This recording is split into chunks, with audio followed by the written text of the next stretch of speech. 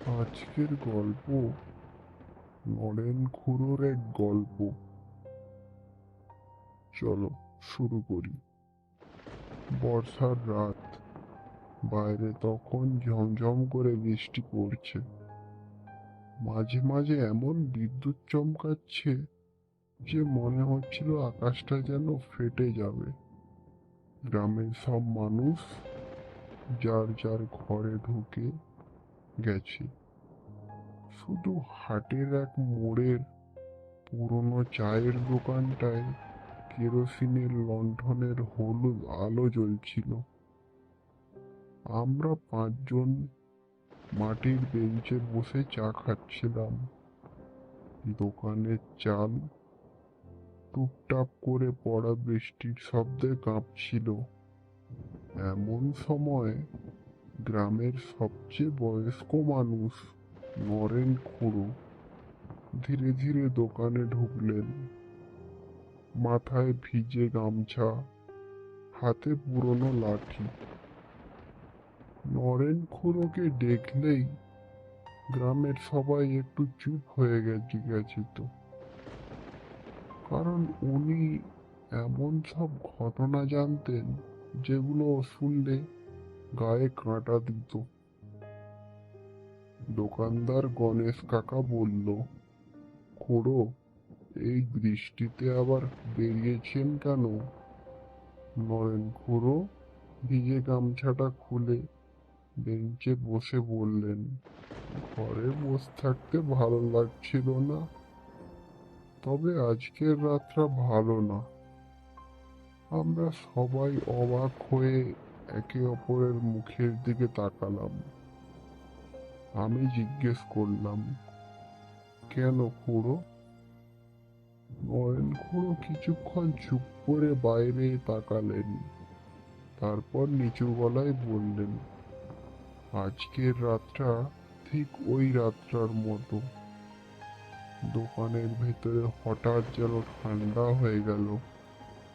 গণেশ কাকা চা এগিয়ে দিয়ে বলল, আবার সেই গল্প নাকি? নরেন খুড়ো ধীরে ধীরে মাথা নাড়লেন। আমরা সবাই আগ্রহ নিয়ে কাছে সরে এলাম। বাইরে তখন বাতাসের গাছ দুলছে। দূরে কোথাও শিয়ালের ডাক শোনা গেল। নরেন খুড়ো গল্প শুরু করলেন। ঘটনাটা আজ থেকে প্রায় 30 বছর আগের। তখন আমি যুবক, শরীরে অনেক জোর ছিল। রাতে শ্মশান পার হয়েও একা বাড়ি ফিরতে ভয় পেতাম না। আমাদের গ্রামে তখনও বিদ্যুৎ ছিল না। রাত নামলেই চারিদিক অন্ধকার হয়ে যেত। সেই সময় গ্রামের শেষ প্রান্তে একটা বড় বাড়ি ছিল। তখন তাকে বলতো রায় বাড়ি। বিশাল পুরনো জমিদার বাড়ি। দিনের বেলাতেও ওদিকটায় লোকজন কম যেত, কারণ সেই বাড়িতে কেউ থাকতো না। লোকের মুখে শোনা যেত বহু বছর আগে ওই বাড়ির ছোট বউ এক বর্ষার রাতে গলায় দড়ি দিয়েছিল। তারপর থেকেই নাকি বাড়িটায় অদ্ভুত সব ঘটনা শুরু হয়। রাতে জানালায় সাদা কাপড় পরা কাউকে দাঁড়িয়ে থাকতে দেখা যেত। কখনো আবার মহিলার কান্নার শব্দ। অনেকে দেখেছে বলেও দাবি করত। আমি এসব বিশ্বাস করতাম না। তখন আমার বন্ধু ছিল হরিপদ, খুব দুঃসাহসী ছেলে। ভূত টুতকে একদম পাত্তা দিত না। একদিন সন্ধ্যায় হরিপদ বলল, নরেন, চল আজ রায়বাড়িতে যাই। আমি হাসলাম, যেতে পারিস, কিন্তু কিছু না দেখে আবার ভয় পালাবি না তো?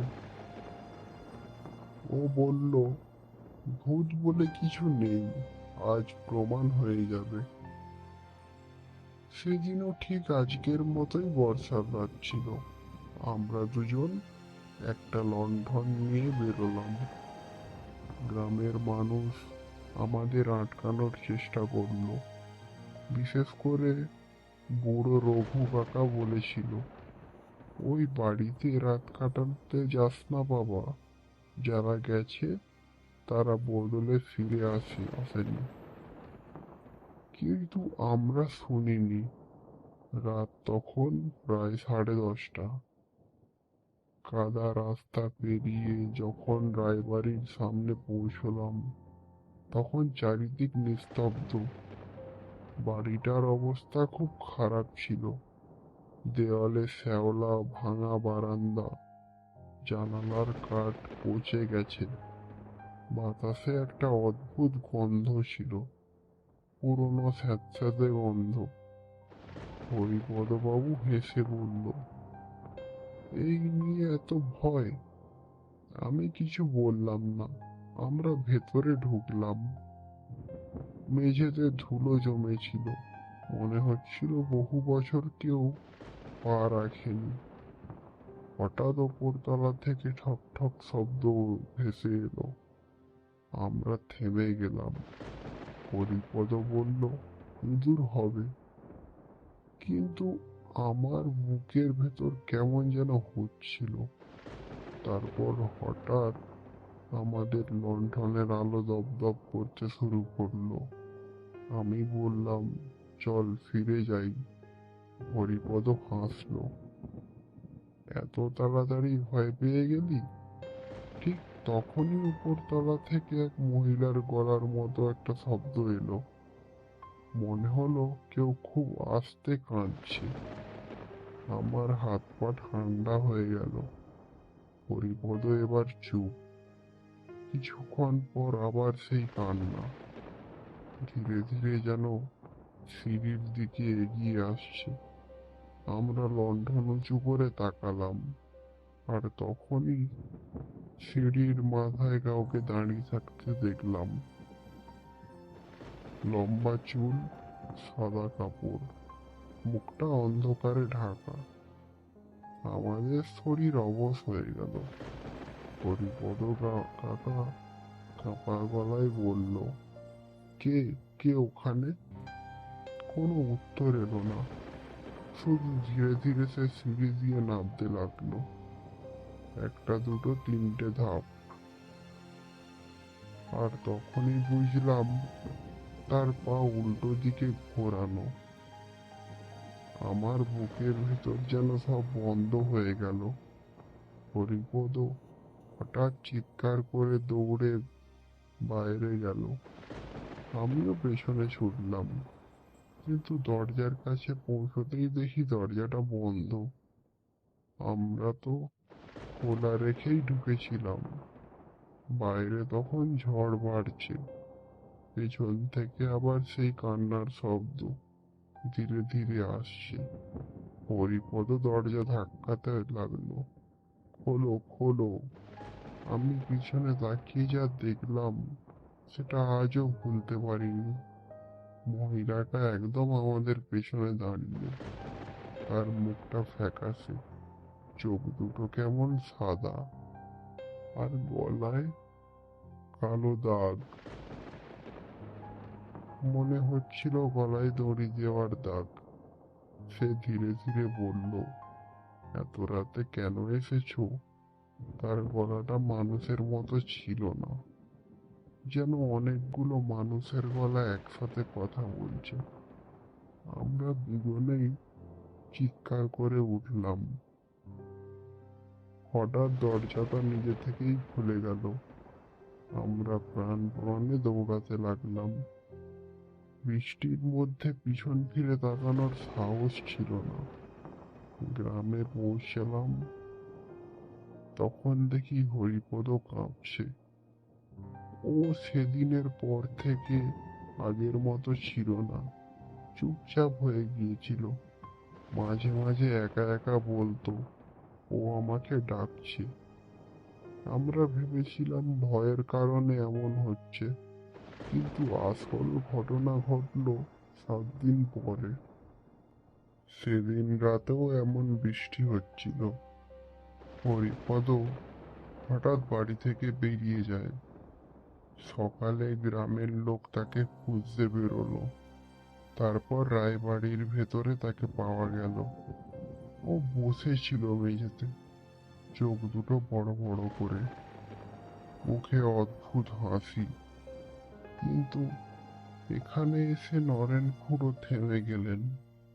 আমরা সবাই নিঃশ্বাস বন্ধ করে বসেছিলাম। আমি বললাম, তারপর?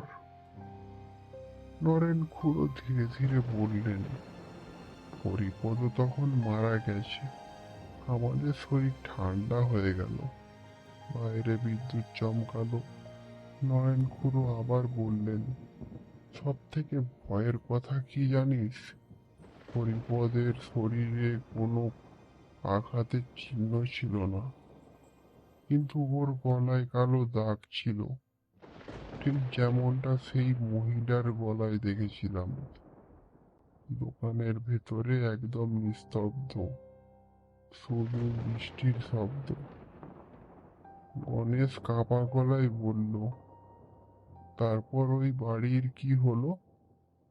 নরেন খুড়ো বললেন, কয়েক বছর পর বাড়িটা ভেঙে ফেলা হলো, কিন্তু জায়গাটা আজও ফাঁকা পড়ে আছে। কেউ সেখানে বাড়ি বানায় না। আমি জিজ্ঞেস করলাম, আপনিও আর কখনো সেখানে গেছেন? খুড়ো কিছুক্ষণ চুপ করে বললেন, তারপর খুব আস্তে আস্তে বললেন, গিয়েছিলাম। আমরা সবাই চমকে উঠলাম। জিজ্ঞেস করলাম, কেন? নরেন খুড়ো বাইরে অন্ধকারের দিকে তাকিয়ে বললেন, কারণ হরিপদ মারা যাওয়ার আগে একটা কথা বলেছিল। আমরা জিজ্ঞেস করলাম, কি কথা? খুড়োর চোখ দুটো তো কেমন অদ্ভুত হয়ে গেল। তিনি নিচু গলায় বললেন, ও বলেছিল ওই বাড়িতে শুধু একজন না, আরো কেউ আছে। আমাদের পা শিউরে উঠল। ঠিক তখনই দোকানের বাইরে ঠক ঠক করে শব্দ হলো। মনে হলো কেউ ভিজে পায়ে হাঁটছে। আমরা সবাই চুপ। গণেশ কাকা কাকা কাঁপা গলায় বলল, কে ওখানে? কোনো উত্তর নেই, শুধু আবার সেই শব্দ, ঠক ঠক ঠক করে। নরেন খুড়ো ধীরে ধীরে উঠে দাঁড়ালেন। তারপর দোকানের দরজার দিকে তাকিয়ে ফিস ফিস করে বললেন, সে আজও বর্ষার রাতে বেরোয়। আমাদের বুক ধড়ফড় করতে লাগলো। হঠাৎ বিদ্যুৎ চমকালো, আর সেই আলোয় আমরা দেখলাম বাইরে একজন মহিলাকে দাঁড়িয়ে দেখতে। লম্বা চুল, সাদা কাপড়, মুখ নিচু। এক মুহূর্তের জন্যই দেখা গেল, তারপর অন্ধকার। গণেশ কাকা চিৎকার করে বললেন, দরজা বন্ধ করে দাও। আমরা কেউ কথা বলতে পারছিলাম না। কয়েক মিনিট পর সাহস করে বাইরে তাকালাম, কেউ নেই, শুধু বৃষ্টির জল পড়ছে। আমি পিছন ফিরে নরেন খুড়োর দিকে তাকালাম, কিন্তু নরেন খুড়ো তখন দোকানের ভেতর নেই, দরজাও খোলেন। তিনি কোথায় গেলেন কেউ জানে না। সেদিনের পর থেকে গ্রামের মানুষ বলে, বর্ষার গভীর রাতে হাটের মোড়ের ওই চায়ের দোকানে নাকি এখনো নরেন খুড়োকে দেখা যায়। তিনি বসে বসে গল্প বলেন, আর গল্পের শেষে বাইরে দাঁড়িয়ে থাকে সাদা কাপড় পরা মহিলা, যার পা উল্টো দিকে ঘোরানো।